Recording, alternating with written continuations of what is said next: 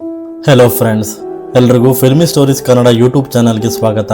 ನಾನಿವತ್ತು 2016ರಲ್ಲಿ ರಿಲೀಸ್ ಆದ horror thriller English movie the autopsy of Jane day ಅನ್ನೋ ಮೂವಿನ explain ಮಾಡ್ತಾ ಇದ್ದೀನಿ. ಇದೊಂದು ಭಯಾನಕವಾದಂತಹ ಹಾರರ್ ಮೂವಿ. ಖಂಡಿತ ಯಾರಿಗೆಲ್ಲ ಹಾರರ್ ಮೂವೀಸ್ ಅಂದ್ರೆ ಇಷ್ಟ ಅವರೆಲ್ಲ ಈ ಮೂವಿನ ಒಂದ್ಸಲ ನೋಡಿ. ಫ್ರೆಂಡ್ಸ್, ಯಾರೆಲ್ಲ ನಮ್ಮ ಚಾನಲ್ನ ಸಬ್ಸ್ಕ್ರೈಬ್ ಮಾಡಿಲ್ಲ ದಯವಿಟ್ಟು ಸಬ್ಸ್ಕ್ರೈಬ್ ಮಾಡ್ಕೊಳ್ಳಿ. ಫ್ರೆಂಡ್ಸ್, ಈಗ ಮೂವಿನ ಶುರು ಮಾಡೋಣ. ಸಿನಿಮಾವು ಒಂದು ಕ್ರೈಮ್ ಆಗಿರೋ ಸ್ಥಳದಿಂದ ಪ್ರಾರಂಭವಾಗುತ್ತೆ. ಅಲ್ಲಿ ಒಂದು ಮನೆಯಲ್ಲಿ ಪೊಲೀಸರು ಮರ್ಡರ್ ಆಗಿರೋ ಕೆಲವು ಶವಗಳನ್ನ ತನಿಖೆ ಮಾಡ್ತಾ ಇರ್ತಾರೆ. ಆ ತನಿಖೆಯ ಸಮಯದಲ್ಲಿ ಪೊಲೀಸರಿಗೆ ಆ ಮನೆಯ ಬೇಸ್ಮೆಂಟ್ನಲ್ಲಿ ಮಣ್ಣಿನಲ್ಲಿ ಹೂತು ಹೋದ ಒಬ್ಬ ಯುವತಿಯ ಮೃತದೇಹ ಸಿಗುತ್ತೆ. ಇಲ್ಲಿ ಗಮನಿಸಬೇಕಾದ ವಿಷಯ ಏನಂದ್ರೆ, ಪೊಲೀಸರಿಗೆ ಸಿಕ್ಕ ಎಲ್ಲ ಶವಗಳ ದೇಹದ ಮೇಲೆ ಗಾಯದ ಆಳವಾದ ಗುರುತುಗಳು ಇರ್ತವೆ ಮತ್ತು ಅವರೆಲ್ಲರೂ ಆ ಮನೆಯವರೇ ಆಗಿರ್ತಾರೆ. ಆದರೆ ಪೊಲೀಸರಿಗೆ ಸಿಕ್ಕ ಯುವತಿಯ ದೇಹದ ಮೇಲೆ ಒಂದೇ ಒಂದು ಗಾಯದ ಗುರುತು ಕೂಡ ಇರೋದಿಲ್ಲ. ಮತ್ತು ಇದಕ್ಕಿಂತಲೂ ಆಶ್ಚರ್ಯಕರ ವಿಷಯ ಏನಂದ್ರೆ, ಅವಳು ಆ ಮನೆಗೆ ಸೇರಿದವಳಲ್ಲ. ಈಗ ಪೊಲೀಸರಿಗೆ ಆ ಹುಡುಗಿಯ ಹೆಸರು ಗೊತ್ತಿರೋದಿಲ್ಲ ಮತ್ತು ಅವಳ ಬಗ್ಗೆ ಬೇರೆ ಯಾವುದೇ ಮಾಹಿತಿ ಕೂಡ ಇರೋದಿಲ್ಲ. ಆದ್ದರಿಂದ ಪೊಲೀಸರು ಆ ಹುಡುಗಿಗೆ ಜೇನ್ ಡೋ ಎಂದು ಹೆಸರಿಡುತ್ತಾರೆ ಮತ್ತು ಅವಳ ಬಗ್ಗೆ ತಿಳಿದುಕೊಳ್ಳಲು ಪೊಲೀಸರು ಆ ಮೃತದೇಹವನ್ನು ಆಟೋಪ್ಸಿ ಅಥವಾ ಮರಣೋತ್ತರ ಪರೀಕ್ಷೆಗಾಗಿ ಕಳಿಸುತ್ತಾರೆ. ಇದರ ನಂತರ ನಮಗೆ ಆಸ್ಟಿನ್ ಎಂಬ ಹುಡುಗ ಮತ್ತು ಅವನ ತಂದೆಯನ್ನು ತೋರಿಸ್ತಾರೆ. ಅವರು ಸುಟ್ಟು ಹೋದ ಒಂದು ಮೃತದೇಹದ ಮರಣೋತ್ತರ ಪರೀಕ್ಷೆಯನ್ನು ಮಾಡ್ತಾ ಇರ್ತಾರೆ. ವಾಸ್ತವವಾಗಿ ಈ ಕೆಲಸವು ಈ ತಂದೆ ಮಗ ಇಬ್ಬರ ವೃತ್ತಿಯಾಗಿತ್ತು. ಅವರ ಕುಟುಂಬದಲ್ಲಿ ಬಹಳ ಹಿಂದಿನಿಂದಲೂ ಎಲ್ಲರೂ ಇದೇ ಕೆಲಸ ಮಾಡ್ತಾ ಇದ್ರು. ಅದಕ್ಕಾಗಿಯೇ ಅವರು ತಮ್ಮ ಮನೆಯ ನೆಲಮಾಳಿಗೆಯನ್ನೇ ಶವಾಗಾರವನ್ನು ಮಾಡಿಕೊಂಡಿರ್ತಾರೆ. ಸ್ವಲ್ಪ ಸಮಯದ ನಂತರ ಆಸ್ಟಿನ್ನ ಗೆಳತಿ ಅವನನ್ನು ಭೇಟಿಯಾಗಲು ಬರ್ತಾಳೆ ಮತ್ತು ಅವರಿಬ್ಬರು ಆ ಸಮಯದಲ್ಲಿ ಸಿನಿಮಾ ನೋಡಲು ಹೋಗಬೇಕಾಗಿರುತ್ತೆ. ಆದರೆ ಹೋಗುವ ಮೊದಲು ಆಸ್ಟಿನ್ನ ಗರ್ಲ್ ಫ್ರೆಂಡ್ ಒಂದು ಶವವನ್ನ ನಾನು ನೋಡಲೇಬೇಕು ಅಂತ ಹಠ ಮಾಡ್ತಾಳೆ. ಆಗ ಆಸ್ಟಿನ್ನ ತಂದೆ ಶವಾಗಾರದಲ್ಲಿರುವ ಯಾವುದೇ ಒಂದು ಶವವನ್ನು ಆರಿಸ್ಕೊಂಡು ನೋಡು ಅಂತ ಹೇಳ್ತಾರೆ. ಆಸ್ಟಿನ್ನ ಗರ್ಲ್ ಫ್ರೆಂಡ್ ಯಾವ ಮೃತದೇಹವನ್ನು ನೋಡ್ತಾಳೋ ಅದರ ಕಾಲಿಗೆ ಒಂದು ಚಿಕ್ಕ ಗಂಟೆಯನ್ನು ಕಟ್ಟಿರೋದನ್ನ ನಾವು ನೋಡ್ತೀವಿ. ಆಸ್ಟಿನ್ನ ಗರ್ಲ್ ಫ್ರೆಂಡ್ ಈ ಗಂಟೆ ಬಗ್ಗೆ ಕೇಳ್ತಾಳೆ. ಆಸ್ಟಿನ್ನ ತಂದೆ ಹೀಗೆ ಹೇಳ್ತಾರೆ, ಹಿಂದಿನ ಜನರು ಒಬ್ಬ ವ್ಯಕ್ತಿ ಸತ್ತಿದ್ದಾನೆಯೇ ಅಥವಾ ಕೋಮದಲ್ಲಿದ್ದಾನೆಯೇ ಎಂದು ತಿಳಿಯಲು ಸಾಧ್ಯವಾಗ್ತಾ ಇರಲ್ಲ. ಆದ್ದರಿಂದ ಅವರು ಅನುಮಾನಾಸ್ಪದ ವ್ಯಕ್ತಿಯ ಕಾಲಿಗೆ ಈ ಗಂಟೆಯನ್ನ ಕಟ್ತಾ ಇದ್ರು. ಇದರಿಂದ ಏನಾಗುತ್ತೆ ಅಂದ್ರೆ, ಆ ವ್ಯಕ್ತಿ ಸ್ವಲ್ಪ ಅಲುಗಾಡಿದ್ರು ಕೂಡ ಅವನು ಬದುಕಿದ್ದಾನೆ ಎಂದು ಜನರಿಗೆ ಗೊತ್ತಾಗ್ತಾ ಇತ್ತು. ಆಸ್ಟಿನ್ನ ತಂದೆ ಈ ಪದ್ಧತಿಯನ್ನು ಇಂದಿಗೂ ಕೂಡ ಅನುಸರಿಸ್ತಾ ಇರ್ತಾರೆ. ಆಸ್ಟಿನ್ ಮತ್ತು ಅವನ ಗರ್ಲ್ ಫ್ರೆಂಡ್ ಅಲ್ಲಿಂದ ಹೊರಡಲು ಸಿದ್ಧರಾದಾಗ ಅಷ್ಟರಲ್ಲಿ ಅಲ್ಲಿಗೆ ಪೊಲೀಸರು ಬರ್ತಾರೆ. ಜೇನ್ ಡೇನ ಮೃತದೇಹವನ್ನು ತಂದ ಪೊಲೀಸರು ನಾಳೆ ಬೆಳಿಗ್ಗೆಯೊಳಗೆ ಹೇಗಾದ್ರೂ ಮಾಡಿ ಈ ದೇಹದ ಮರಣೋತ್ತರ ಪರೀಕ್ಷೆ ಬೇಕೇ ಬೇಕು ಎಂದು ಆಸ್ಟಿನ್ನ ತಂದೆಗೆ ಹೇಳ್ತಾರೆ. ಇದನ್ನ ಕೇಳಿ ಆಸ್ಟಿನ್ ತನ್ನ ಗೆಳತಿಗೆ, ಈಗ ನಾನು ನಿನ್ನೊಂದಿಗೆ ಬರಲು ಸಾಧ್ಯವಿಲ್ಲ, ಏಕೆಂದರೆ ನಾನು ನನ್ನ ತಂದೆಗೆ ಸಹಾಯ ಮಾಡಬೇಕು. ನಾವು ರಾತ್ರಿ ಯಾವುದಾದರೂ ಶೋಗೆ ಸಿನಿಮಾಗೆ ನೋಡೋಕೆ ಹೋಗೋಣ ಅಂತ ಹೇಳ್ತಾನೆ. ಈ ವಿಷಯವನ್ನು ಹೇಳಿ ಆಸ್ಟಿನ್ ತನ್ನ ಗರ್ಲ್ ಫ್ರೆಂಡ್ನ ಅಲ್ಲಿಂದ ಕಳಿಸ್ಬಿಡ್ತಾನೆ. ಇದರ ನಂತರ ಆ ತಂದೆ ಮಗ ಇಬ್ಬರು ಮತ್ತೆ ಆ ಮರಣೋತ್ತರ ಪರೀಕ್ಷೆಗೆ ಸಿದ್ಧರಾಗಲು ಪ್ರಾರಂಭ ಮಾಡ್ತಾರೆ ಮತ್ತು ಈಗ ಅವರು ಜೇನ್ ಡೋನ ಮರಣೋತ್ತರ ಪರೀಕ್ಷೆಯನ್ನು ಮಾಡ್ತಾ ಇರ್ತಾರೆ. ಈಗ ಇಬ್ಬರು ತಂದೆ ಮಗ ಅವಳ ಮರಣೋತ್ತರ ಪರೀಕ್ಷೆ ಮಾಡುವಾಗ ಅವರಿಗೆ ಶಾಕ್ ಆಗುತ್ತೆ. ಏಕೆಂದರೆ ಜೇನ್ ಡೇನ ಕೈ ಮತ್ತು ಕಾಲಿನ ಮೂಳೆಗಳು ಮುರಿದು ಹೋಗಿದ್ದು, ಜೊತೆಗೆ ಒಂದು ದವಡೆ ಹಲ್ಲು ಸಹ ಕಾಣೆಯಾಗಿರುತ್ತೆ. ಆದರೆ ಇಷ್ಟೆಲ್ಲ ಇದ್ರೂ ಸಹ ಅವಳ ಡೆಡ್ ಬಾಡಿ ಸ್ಥಿತಿ ಸಂಪೂರ್ಣವಾಗಿ ಫ್ರೆಶ್ ಆಗಿರುತ್ತೆ. ಅಂದರೆ ಅವಳ ದೇಹದ ಮೇಲೆ ಒಂದು ಗಾಯದ ಗುರುತು ಕೂಡ ಇರೋದಿಲ್ಲ. ಹೆಚ್ಚು ತಿಳ್ಕೋಬೇಕು ಅಂತ ಅವರು ಜೇಡ್ನ ಮೃತದೇಹವನ್ನು ಸೀಳ್ತಾರೆ. ಅವರು ನೋಡಿದಾಗ ಅವಳ ಇಂಟರ್ನಲ್ ಬಾಡಿ ಪಾರ್ಟ್ಸ್ ಅಂದರೆ ಶ್ವಾಸಕೋಶಗಳು ಬಹಳ ಕೆಟ್ಟ ರೀತಿಯಲ್ಲಿ ಸುಟ್ಟು ಹೋಗಿರ್ತವೆ. ಇದರ ಹೊರತಾಗಿ ಕೆಲವು ಆಂತರಿಕ ಭಾಗಗಳ ಮೇಲೆ ಗೀರುಗಳು ಇರ್ತವೆ ಮತ್ತು ಸುಟ್ಟ ಗುರುತುಗಳಿರ್ತವೆ. ದೇಹದ ಒಳಗಡೆ ಇಷ್ಟೆಲ್ಲ ಆಗಿದ್ದು ಹೊರಗಿನಿಂದ ಅವಳ ಮೃತದೇಹವು ಸಂಪೂರ್ಣವಾಗಿ ಸರಿಯಾಗಿರುತ್ತೆ. ಈಗ ಇಲ್ಲಿ ಪ್ರಶ್ನೆ ಎಂದರೆ, ಅವಳ ದೇಹದ ಇಂಟರ್ನಲ್ ಪಾರ್ಟ್ಸ್ ಯಾಕೆ ಈ ರೀತಿಯಾಗಿವೆ? ಅವಳ ಮೃತದೇಹವನ್ನು ನೋಡಿದರೆ ಬಹುಶಃ ಅವಳು ಇತ್ತೀಚೆಗೆ ಸತ್ತಿರಬಹುದು ಅಂತ ಅನಿಸ್ತಾ ಇರುತ್ತೆ. ಆದರೆ ಅವಳ ಕಣ್ಣುಗಳನ್ನು ನೋಡಿದಾಗ ಅವಳು ಸತ್ತು ತುಂಬ ವರ್ಷಗಳೇ ಆಗಿವೆ ಅನ್ನೋದು ಗೊತ್ತಾಗುತ್ತೆ. ಹೀಗೆ ಅವಳ ಬಾಳಿನ ಎಕ್ಸಾಮೈನ್ ಮಾಡುವಾಗ ಆಸ್ಟಿನ್ಗೆ ಅವಳ ಕರುಳಿನ ಒಳಗೆ ಒಂದು ಹೂ ಸಿಗುತ್ತೆ. ಆ ಹೂವಿನ ಬಗ್ಗೆ ಬುಕ್ನಲ್ಲಿ ಚೆಕ್ ಮಾಡಿದಾಗ ಆ ಹೂವಿನಿಂದ ಒಬ್ಬ ವ್ಯಕ್ತಿಗೆ ಪ್ಯಾರಲೈಸ್ ಸ್ಟ್ರೋಕ್ ಬರ್ಸಲು ಉಪಯೋಗಿಸ್ತಾರೆ ಅಂತ ಅವರಿಗೆ ಗೊತ್ತಾಗ್ಬಿಡುತ್ತೆ. ಇದೇ ಸಮಯದಲ್ಲಿ ಆಸ್ಟಿನ್ನ ತಂದೆಗೆ ಹಾಲ್ನಲ್ಲಿ ಯಾವುದೋ ಒಂದು ವಸ್ತುವಿನ ಶಬ್ದ ಕೇಳಿಸುತ್ತೆ ಮತ್ತು ಆಸ್ಟಿನ್ನ ತಂದೆ ಆ ಶಬ್ದ ಬಂದ ಕಡೆಗೆ ಹಾಲ್ಗೆ ಹೋದಾಗ ಅವರ ಬೆಕ್ಕು ಅಲ್ಲೇ ಸತ್ತು ಬಿದ್ದಿರೋದು ಸಿಗುತ್ತೆ.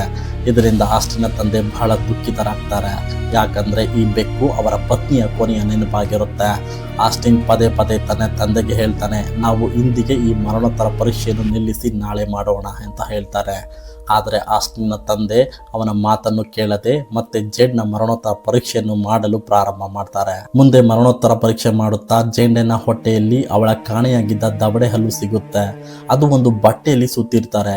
ಇದನ್ನು ನೋಡಿ ಇಬ್ಬರು ತಂದೆ ಮಗ ಬಹಳ ಗೊಂದಲಕ್ಕೆ ಒಳಗಾಗ್ತಾರೆ. ಏಕೆಂದರೆ ಯಾರದೋ ಹಲ್ಲನ್ನು ತೆಗೆದು ಒಂದು ಬಟ್ಟೆಯಲ್ಲಿ ಕಟ್ಟಿ ಅದನ್ನು ಅವಳಿಗೆ ತಿನ್ನಿಸುವುದರ ಅರ್ಥ ಏನು? ನಂತರ ಆಸ್ಟಿನ್ನ ತಂದೆ ಜೇಡ್ನ ಚರ್ಮವನ್ನು ಕಟ್ ಮಾಡಿ ನೋಡಿದಾಗ ಆಗ ಅವರಿಗೆ ಜೇಡ್ನ ಚರ್ಮದ ಒಳಗೆ ಒಂದು ವಿಚಿತ್ರವಾದ ಕಪ್ಪು ಬಣ್ಣದ ಚಿಹ್ನೆ ಸಹ ಕಂಡು ಬರುತ್ತೆ ಮತ್ತು ಅದರ ಜೊತೆಗೆ ಏನು ಬರೆದಿರ್ತಾರೆ. ಅದೇ ರೀತಿಯ ಚಿಹ್ನೆ ಮತ್ತು ಬರಹವು ಜೇಡ್ನ ದವಡೆ ಹಲ್ಲು ಸುತ್ತಲ್ಪಟ್ಟಿದ್ದ ಬಟ್ಟೆಯ ಮೇಲೆ ಕೂಡ ಇರುತ್ತೆ. ಈ ಸಮಯದಲ್ಲಿ ಅಲ್ಲಿನ ಎಲ್ಲ ಲೈಟ್ ಆಫ್ ಆಗ್ತವೆ. ಇದರಿಂದ ಅಲ್ಲಿ ಕತ್ತಲಾಗುತ್ತೆ ಮತ್ತು ಆಸ್ಟಿನ್ನ ತಂದೆ ದೀಪವನ್ನು ಹಚ್ಚಿದಾಗ ಜೇಡ್ನ ಮೃತದೇಹ ಮತ್ತು ಅಲ್ಲಿರುವ ಉಳಿದ ಎಲ್ಲ ಮೃತದೇಹಗಳು ಕಾಣೆಯಾಗಿರುವುದು ಕಂಡು ಬರುತ್ತೆ. ಆದರೆ ಅಷ್ಟರಲ್ಲಿ ಯಾವುದೋ ಒಂದು ಶಕ್ತಿ ಆಸ್ಟಿನ್ನ ತಂದೆಯ ಮೇಲೆ ದಾಳಿ ಮಾಡುತ್ತೆ. ಇದರಿಂದ ಆಸ್ಟಿನ್ನ ತಂದೆ ತುಂಬ ಗಾಯಕ್ಕೆ ಒಳಗಾಗ್ತಾರೆ. ಆದ್ದರಿಂದ ಆ ಇಬ್ಬರು ತಂದೆ ಮಗ ಅಲ್ಲಿಂದ ಓಡಿ ಹೋಗಲು ಪ್ರಯತ್ನಿಸುತ್ತಾರೆ. ಆದರೆ ಅಲ್ಲಿ ಲಿಫ್ಟ್ ಕೆಲಸ ಮಾಡ್ತಿಲ್ಲ, ಮೊಬೈಲ್ನಲ್ಲಿ ನೆಟ್ವರ್ಕ್ ಬರ್ತಾ ಇರೋದಿಲ್ಲ ಮತ್ತು ಅವರ ನೆಲ ಮಾಳಿಗೆಯ ಇನ್ನೊಂದು ಬಾಗಿಲು ಸಹ ಜಾಮ್ ಆಗಿಬಿಡುತ್ತೆ. ಏಕೆಂದರೆ ಹೊರಗೆ ಭಾರಿ ಬಿರುಗಾಳಿ ಬರ್ತಾ ಇದ್ದ ಕಾರಣ ಒಂದು ಮರ ಆ ಬಾಗಿಲಿನ ಮೇಲೆ ಬಿದ್ದೋಗಿರುತ್ತೆ. ಇದನ್ನು ನೋಡಿ ಆ ಇಬ್ಬರು ತಂದೆ ಮಗ ಅರ್ಥ ಮಾಡ್ಕೊಳ್ತಾರೆ, ಈ ಎಲ್ಲ ತೊಂದರೆಗಳು ಆ ಮೃತ ದೇಹವನ್ನು ಇಲ್ಲಿಗೆ ತಂದಾಗಿದ್ದರಿಂದ ಬರ್ತಾ ಇದೆ. ಆದ್ದರಿಂದ ಈಗ ಅವರು ಮತ್ತೆ ಮರಣೋತ್ತರ ಪರೀಕ್ಷಾ ಕೊಠಡಿಗೆ ಹೋಗಿ ಜೇಂಡೆನ ಮೃತದೇಹಕ್ಕೆ ಬೆಂಕಿ ಹಚ್ಚಿಬಿಡ್ತಾರೆ. ಇದರಿಂದ ಎಲ್ಲ ಸಮಸ್ಯೆಗಳು ಕೊನೆಗೊಳ್ತವೆ ಅಂತ ಅವರು ಅಂದ್ಕೊಂಡಿರ್ತಾರೆ. ಆದರೆ ಇಲ್ಲಿ ಉಲ್ಟಾ ಆಗಿಬಿಡುತ್ತೆ. ಅದೇನೆಂದರೆ ಜೇಂಡೆನ ಮೃತದೇಹದಿಂದ ಬೆಂಕಿ ಹೊರಬಂದು ಆ ಇಡೀ ಕೋಣೆಯನ್ನು ಹರಡುತ್ತೆ. ಇದರಿಂದ ಇಡೀ ಕೋಣೆಗೆ ಬೆಂಕಿ ಹತ್ತಿಕೊಳ್ಳುತ್ತೆ. ಫೈರ್ ಆರಿಸೋ ಉಪಕರಣದಿಂದ ಆ ಬೆಂಕಿಯನ್ನು ಆರಿಸ್ತಾರೆ. ಆದರೆ ಬೆಂಕಿ ಆರಿದ ನಂತರ ಇಬ್ಬರು ನೋಡ್ತಾರೆ, ಜೇಂಡೆನ ಮೃತದೇಹವು ಮೊದಲಿನಂತೆಯೇ ಆಗಿಬಿಡುತ್ತೆ. ಅಂದರೆ ಬೆಂಕಿಯಿಂದ ಅವಳ ದೇಹದ ಮೇಲೆ ಯಾವುದೇ ಸುಟ್ಟ ಗುರುತು ಇರೋದಿಲ್ಲ. ಇದನ್ನು ನೋಡಿ ಅವರಿಬ್ಬರು ಇನ್ನಷ್ಟು ಭಯಭೀತರಾಗುತ್ತಾರೆ. ಈ ಸಮಯದಲ್ಲಿ ಲಿಫ್ಟ್ ಚಲಿಸುವ ಶಬ್ದ ಕೇಳಿಸುತ್ತೆ. ಆದ್ದರಿಂದ ಇಬ್ಬರು ಬೇಗನೆ ಲಿಫ್ಟ್ ಕಡೆಗೆ ಓಡ್ತಾರೆ. ಆದರೆ ಈಗ ಲಿಫ್ಟ್ ಬಾಗಿಲು ಸಂಪೂರ್ಣವಾಗಿ ಸ್ಟಕ್ ಆಗಿ ಒಂದು ಕ್ಲೋಸ್ ಆಗ್ತಾ ಇರಲ್ಲ. ಆದರೆ ಅಷ್ಟರಲ್ಲಿ ಅವರಿಗೆ ಆ ಚಿಕ್ಕ ಗಂಟೆಯ ಶಬ್ದ ಕೇಳಿಸುತ್ತೆ. ಆ ದೇಹದ ಕಾಲಿಗೆ ಕಟ್ಟಿದ್ದ ಗಂಟೆಯೇ ಅದು. ಈಗ ಆ ಗಂಟೆಯ ಶಬ್ದವನ್ನು ಕೇಳಿ ಆಸ್ಟಿನ್ನ ತಂದೆ ಬಹಳ ಹೆದರುತ್ತಾರೆ ಮತ್ತು ಈ ಗಂಟೆಯ ಶಬ್ದವನ್ನು ಅನುಸರಿಸಿ ಆಸ್ಟಿನ್ನ ತಂದೆ ಒಂದು ಕೊಡಲಿಯನ್ನು ಲಿಫ್ಟ್ನ ಹೊರಗೆ ಬಂದು ಆ ಶಬ್ದ ಬರುತ್ತಿರುವ ಕಡೆಗೆ ಎಸೆದು ಬಿಡ್ತಾರೆ. ಇದರಿಂದ ಆ ಗಂಟೆಯ ಶಬ್ದ ಬರುವುದು ನಿಂತು ಹೋಗುತ್ತದೆ ಮತ್ತು ಆಸ್ಟಿನ್ ಚೆಕ್ ಮಾಡೋಕೆ ಹೊರಗೆ ಬಂದು ನೋಡಿದಾಗ ಅಲ್ಲಿ ತನ್ನ ಗರ್ಲ್ ಫ್ರೆಂಡ್ ದೇಹವನ್ನು ನೋಡ್ತಾನೆ. ಫ್ರೆಂಡ್ಸ್, ಇಲ್ಲಿ ಏನಾಗಿರುತ್ತೆ ಅಂತಂದ್ರೆ ಗಂಟೆ ಶಬ್ದವನ್ನ ಕೇಳಿ ಆಸ್ಟಿನ್ನ ತಂದೆ ಲಿಫ್ಟ್ ಕಡೆಗೆ ಎಸೆದ ಕೊಡಲಿ ನಿಜವಾಗಿ ಆಸ್ಟಿನ್ನ ಗರ್ಲ್ ಫ್ರೆಂಡ್ಗೆ ತಾಗಿ ಅವಳು ಸ್ಥಳದಲ್ಲೇ ಸತ್ತೋಗಿರ್ತಾಳೆ. ಏಕೆಂದರೆ ಆಸ್ಟಿನ್ ಹೇಳಿದಂತೆಯೇ ರಾತ್ರಿ ಯಾವುದಾದರೂ ಶೋಗೆ ಹೋಗಲು ಅವಳು ಆಸ್ಟಿನ್ನ ಕರೆದುಕೊಂಡು ಹೋಗಲು ಬಂದಿರ್ತಾಳೆ. ಮತ್ತೆ ಆಸ್ಟಿನ್ ತನ್ನ ಗೆಳತಿಯ ಮೃತದೇಹವನ್ನು ನೋಡಿ ಬಹಳ ದುಃಖ ಪಡ್ತಾನೆ ಮತ್ತು ಜೋರಾಗಿ ಅಳುತ್ತಾನೆ. ಆದರೆ ಆಸ್ಟಿನ್ನ ತಂದೆ ಹೇಗೋ ಅವನನ್ನು ಸಮಾಧಾನ ಪಡಿಸ್ತಾರೆ. ಇದರ ನಂತರ ಅವರು ಮತ್ತೆ ಮರಣೋತ್ತರ ಪರೀಕ್ಷೆಯ ಕೊಠಡಿಗೆ ಹೋಗ್ತಾರೆ. ಜೇಂಡೋ ಬಗ್ಗೆ ಇನ್ನೂ ಹೆಚ್ಚು ತಿಳ್ಕೋಬೇಕು ಅಂತ ಆಸ್ಟಿನ್ನ ತಂದೆ ಜೇಂಡೋನ ಬ್ರೈನ್ ಸೆಲ್ಸ್ನ ಚೆಕ್ ಮಾಡಿದಾಗ ಇದರಿಂದ ಅವರಿಗೆ ಜೇಂಡೆನ ಮೆದುಳಿನ ಜೀವಕೋಶಗಳು ಇನ್ನೂ ಆಕ್ಟಿವ್ ಆಗಿವೆ ಅಂತ ತಿಳಿಯುತ್ತೆ. ಸಾಮಾನ್ಯವಾಗಿ ಯಾವುದೋ ಮನುಷ್ಯ ಸತ್ತ ನಂತರ ಅವರ ಮೆದುಳಿನ ಜೀವಕೋಶಗಳು ಸಹ ಸತ್ತಿರ್ತವೆ. ಆದರೆ ಇವಳ ಮೆದುಳು ಇನ್ನೂ ಜೀವಂತವಾಗಿರುತ್ತೆ. ಇದರ ನಂತರ ಆಸ್ಟಿನ್ನ ತಂದೆ ಜೇಂಡೆನ ಕಾಣೆಯಾದ ದವಡೆ ಹಲ್ಲು ಸಿಕ್ಕಿದ್ದ ಆ ಹರಿದ ಬಟ್ಟೆಯನ್ನು ಚೆಕ್ ಮಾಡ್ತಾರೆ. ಆ ಬಟ್ಟೆಯ ಮೇಲೆ ರೋಮನ್ ಭಾಷೆಯಲ್ಲಿ ಏನು ಬರೆಯಲಾಗಿತ್ತು. ಆಗ ಪರಿಶೀಲನೆ ಮಾಡಿದಾಗ ಅದರಲ್ಲಿ ಲೆವಿಟಿಕಾಸ್ 20:27:1693 ಮತ್ತು 17ನೇ ಶತಮಾನದ ಬಗ್ಗೆ ಬರೆಯಲಾಗಿತ್ತು ಎಂದು ತಿಳಿಯುತ್ತದೆ. ಆಗ ಆಸ್ಟಿನ್ನ ತಂದೆ ಬೈಬಲ್ನ ತಗೊಂಡು 17ನೇ ಶತಮಾನದ ಬಗ್ಗೆ ತಿಳಿದುಕೊಳ್ಳಲು ಪ್ರಯತ್ನ ಮಾಡ್ತಾರೆ. 17ನೇ ಶತಮಾನದಲ್ಲಿ ಮಾಟಗಾತಿಯರನ್ನು ಅಂದರೆ ವಿಚ್ಗಳನ್ನು ಕೊಲ್ಲಬೇಕೆಂದು ಒಂದು ರಿಚುವಲ್ ಮಾಡಿ ವಿಚಿತ್ರ ರೀತಿಯಲ್ಲಿ ಹಿಂಸೆ ಕೊಟ್ಟು ಅವರನ್ನು ಸಾಯಿಸ್ತಾ ಇದ್ರು.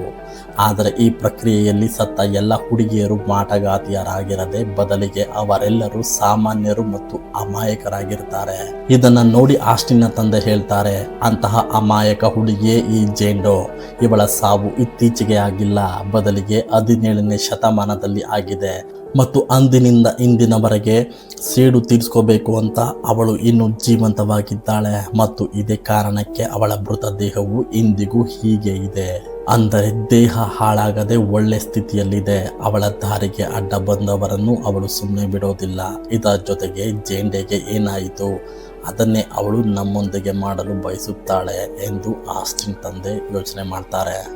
ಆ ನೋವಿನ ಅನುಭವವನ್ನು ಅವಳು ನಮಗೂ ನೀಡಲು ಬಯಸುತ್ತಾಳೆ ಮತ್ತು ನಾವು ಅವಳ ಮರಣೋತ್ತರ ಪರೀಕ್ಷೆ ಮಾಡಿದ್ದೇವೆ.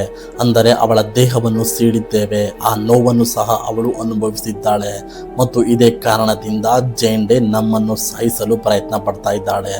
ಈ ಎಲ್ಲ ವಿಷಯವನ್ನು ಅರ್ಥ ಮಾಡಿಕೊಂಡ ನಂತರ ಆಸ್ಟಿನ್ನ ತಂದೆ ಜೇನ್ ಡೇನ ಮೃತ ದೇಹದ ಬಳಿಗೆ ಹೋಗಿ, ದಯವಿಟ್ಟು ನೀನು ನಮ್ಮನ್ನು ಕ್ಷಮಿಸು, ನೀವು ನನ್ನಿಂದ ನನ್ನ ಪ್ರಾಣವನ್ನು ತೆಗೆದುಕೋ, ನನ್ನ ಮಗನನ್ನು ಇಲ್ಲಿಂದ ಹೋಗಲು ಬಿಡು ಅಂತ ಕೇಳ್ತಾನೆ. ಹೀಗೆ ಹೇಳುತ್ತಿದ್ದಂತೆ ಆಸ್ಟಿನ್ನ ತಂದೆಯ ಕೈ ಮತ್ತು ಕಾಲುಗಳ ಮೂಳೆಗಳು ಮುರಿಯಲು ಪ್ರಾರಂಭಿಸುತ್ತವೆ ಮತ್ತು ಇದಲ್ಲದೆ ಅವರ ದೇಹದ ಇಂಟರ್ನಲ್ ಪಾರ್ಟ್ಸ್ ಸಹ ಸುಡಲು ಪ್ರಾರಂಭಿಸುತ್ತವೆ.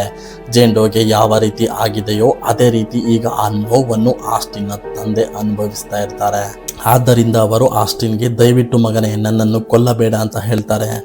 ಈಗ ಆಸ್ಟಿನ್ ಅಳುತ್ತಾ ಮತ್ತು ತನ್ನ ತಂದೆಯನ್ನು ಈ ನೋವಿನಲ್ಲಿ ನೋಡಲಾಗದೆ ಒಂದು ಚಾಕುವಿನಿಂದ ಇರಿದು ಅವನನ್ನು ಕೊಲ್ಲುತ್ತಾನೆ. ಇದರ ನಂತರ ಆಸ್ಟಿನ್ನ ತಂದೆ ಸತ್ತ ಕೂಡಲೇ ಜೇನ್ ಡೇನ ಮೃತದೇಹವು ತನ್ನಿಂದ ತಾನೇ ಸಂಪೂರ್ಣವಾಗಿ ಸರಿ ಹೋಗುತ್ತೆ. ಇದರ ನಂತರ ಆಸ್ಟಿನ್ ಅಲ್ಲಿಂದ ಹೊರಗೆ ಹೋಗಲು ದಾರಿಯನ್ನು ಹುಡುಕಲು ಪ್ರಾರಂಭಿಸುತ್ತಾನೆ ಮತ್ತು ಹುಡುಕುತ್ತಾ ಅವನು ಅಟ್ಟಕ್ಕೆ ಬರುತ್ತಾನೆ. ಆದರೆ ಅಷ್ಟರಲ್ಲಿ ಅವನಿಗೆ ಯಾವುದೋ ವಸ್ತುವಿನ ಶಬ್ದ ಕೇಳಿಸುತ್ತೆ. ಅವನು ತಿರುಗಿ ನೋಡಿದಾಗ ಅವನಿಗೆ ತನ್ನ ತಂದೆಯ ಮೃತದೇಹ ಅಲ್ಲಿ ನಿಂತಿರುವುದು ಕಾಣಿಸುತ್ತೆ.